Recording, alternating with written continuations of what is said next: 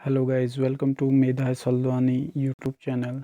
सो guys, इसमें हम जो है नदी तंत्र को पढ़ रहे थे, ठीक है ना। तो इसमें गाइज उत्तराखंड का भूगोल में पार्ट 1 हम नदी तंत्र का कवर कर चुके थे। उसमें सिंधु नदी तंत्र को हम लोग कवर कर चुके थे। तो 3 पार्टों में हमने इसे कवर करना है क्योंकि लेक्चर लंबा होते जाएगा। तो गाइज जो गंगा रिवर सिस्टम है, इसे आज कवर कर रहे हैं, गंगा नदी तंत्र को। इसके बाद ब्रह्मपुत्र नदी तंत्र को हम कवर करेंगे। और एग्ज़ाम पॉइंट ऑफ व्यू से काफ़ी जो है एग्ज़ाम पॉइंट ऑफ व्यू से इम्पोर्टेंट है। और इसके अलावा गए जो डिटेल्स हैं, आप जो हैं और ज़्यादा जानकारी लेना चाहते हैं इसके लिए, तो आप यूट्यूब चैनल प्लेलिस्ट में चले जाइए, वहाँ पर आपको सभी लेक्चर मिल जाएंगे। सभी लेक्चरों को सीरियलाइज वहाँ पर सेट किया गया है, ठीक है। चलिए बात करते हैं गंगा नदी तंत्र की। तो भारत का जो सबसे लंबा नदी तंत्र है ना, तो वो है गंगा नदी तंत्र, ठीक है। और गाइज इसका जो उद्गम है गंगोत्री के निकट गोमुख नामक स्थान से होता है, ठीक है। इसकी लंबाई जो है 2510 है, लेकिन भारत में इसकी लंबाई है 2071 किलोमीटर, ठीक है। और भारत का सबसे बड़ा जल ग्रहण क्षेत्र भी गंगा नदी तंत्र है। भारत और बांग्लादेश से होकर ये बहती है, ठीक है। इसका निर्माण जो है ना, अलकनंदा, बहू और भागीरथी सास दोनों नदियों का नाम है, देवप्रयाग टिहरी गढ़वाल में होता है। वहाँ से गंगा कहलाती है। उत्तराखंड में 96 किलोमीटर तक ये हरिद्वार तक बहती है और राज्य से बाहर चली जाती है। भारत के 5 राज्यों से होकर ये बहती है। इसमें उत्तराखंड है, उत्तर प्रदेश में सर्वाधिक लंबाई इसकी है, बिहार झारखंड में सबसे कम लंबाई है और पश्चिमी बंगाल होते हुए ये जाती है, ठीक है ना। तो गाइज आगे है गंगा नदी। सर्वप्रथम हरिद्वार में पर्वतीय मार्ग से निकलकर मैदानी भाग में प्रवेश करती है और पश्चिमी बंगाल में गंगा नदी को 2 वितरिकाओं भागीरथी और हुगली में ये बढ़ जाती हैं, ठीक है ना। पश्चिम बंगाल में गंगा नदी 2 वितरिकाओं भागीरथी और हुगली में बढ़ जाती हैं।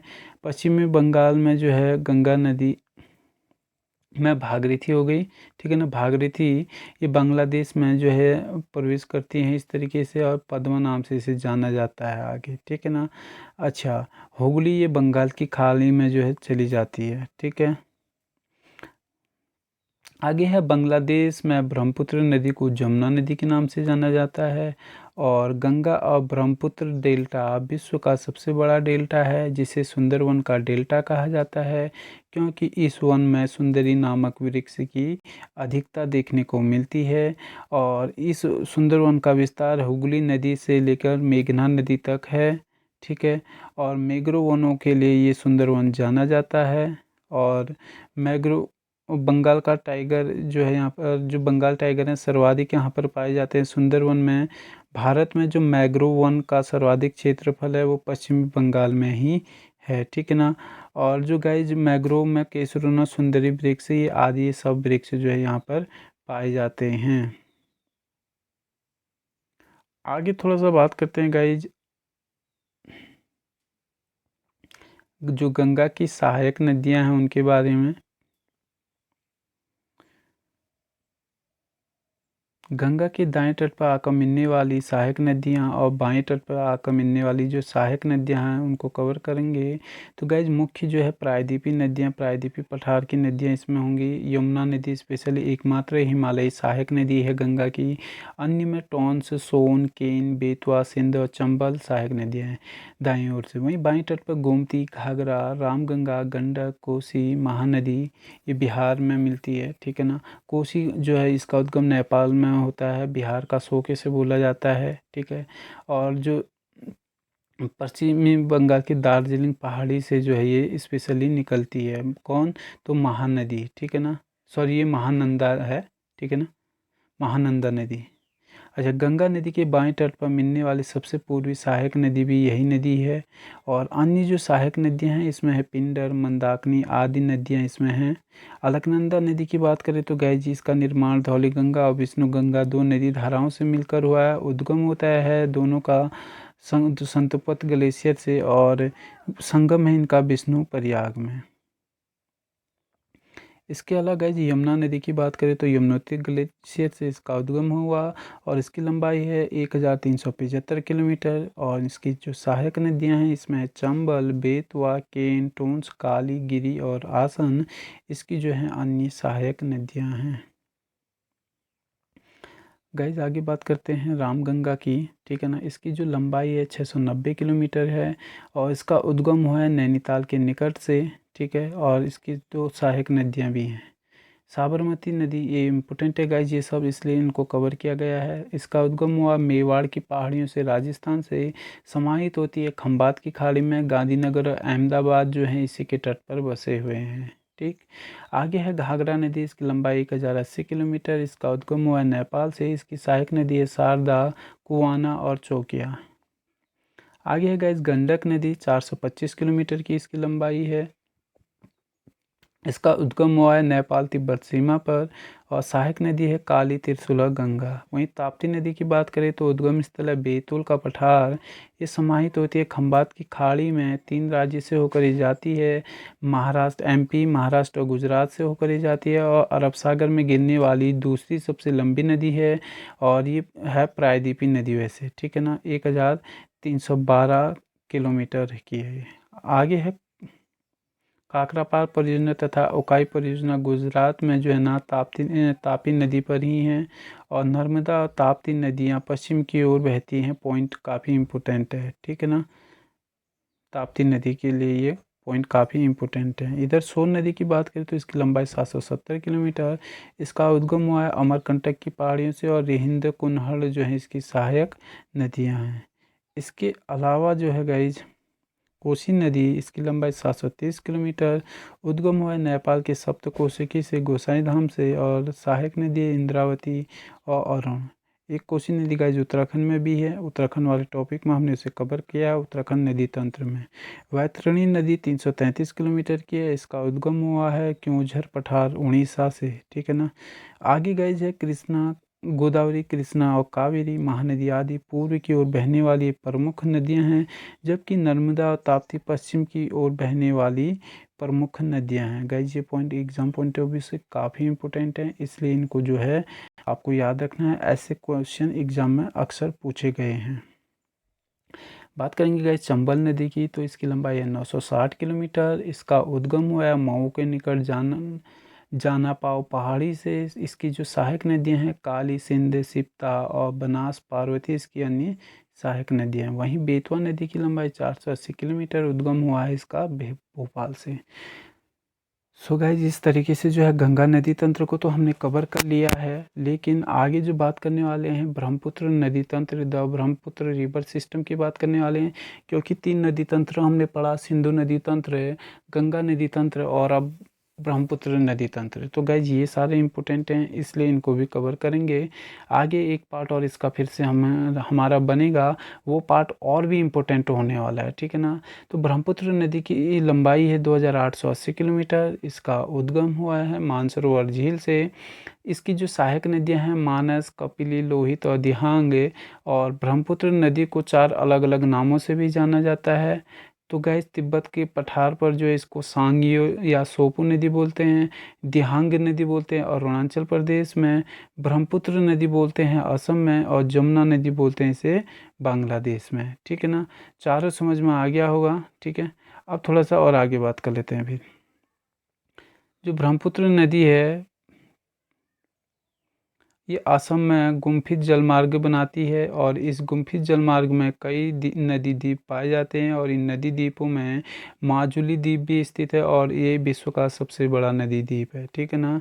अच्छा, ब्रह्मपुत्र नदी द्वारा अरुणाचल प्रदेश में कोरबा गार्ज और दिहांग गार्ज भी बनाया जाता है। तो ब्रह्मपुत्र नदी काफ़ी इम्पोर्टेंट है और असम सरकार ने माजुली को नदी जिला घोषित किया है, जो भारत का एकमात्र नदी जिला है, ठीक है। और सदियों से दुबरी तक प्रवाहित होने के बाद, सदिया से दुबरी तक प्रवाहित होने के बाद अचानक दक्षिण की ओर मुड़कर ब्रह्मपुत्र नदी क्या करती है, बांग्लादेश में प्रवेश कर जाती है और वहाँ पर जो है जमुना के नाम से इसे जाना जाता है। ब्रह्मपुत्र नदी को बांग्लादेश में जमुना के नाम से जाना जाता है, ठीक है ना। आगे जो आप बात करने वाले हैं गाइज, ये बात करेंगे माही नदी की, इसको कट कर लीजिएगा। यहाँ थोड़ा सा गलती हो गई है। इसका उद्गम है विंध्याचल पर्वत मध्य प्रदेश से, समाहित होती है खंभात की खाड़ियों में और 3 राज्यों में प्रवाहित होती है। और 3 राज्य में है मध्य प्रदेश, राजस्थान और गुजरात। और राजस्थान में कर्क रेखा को ये 2 बार काटती है। तो कौन सी नदी है? तो ये है माही नदी, भारत की ऐसी नदी जो राजस्थान में कर्क रेखा को 2 बार काटती है।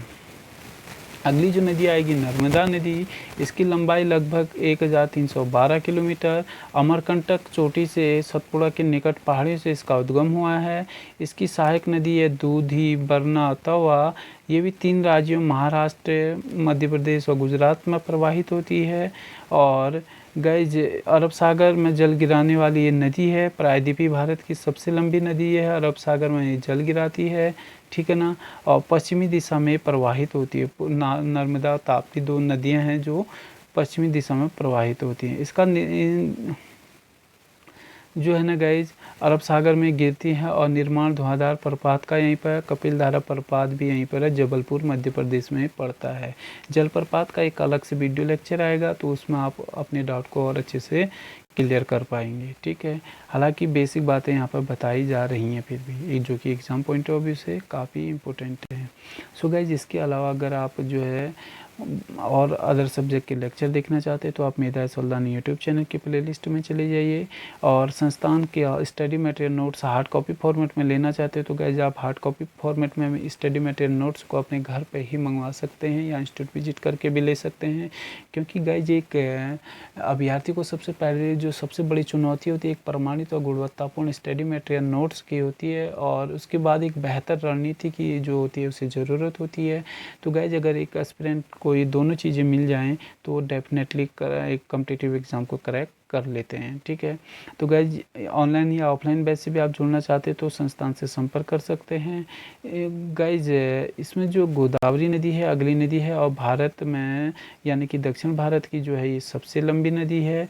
और प्रायद्वीपीय भारत की सबसे लंबी नदी जो अरब सागर में जल गिराती है तो नर्मदा नदी। दक्षिण भारत की सबसे लंबी नदी तो गोदावरी नदी।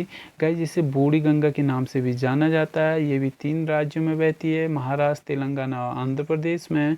इसकी कुल लंबाई जो है 1450, कहीं कहीं 1465 किलोमीटर आपको मिलेगा। उद्गम स्थल है इसका नासिक की पहाड़ियों से।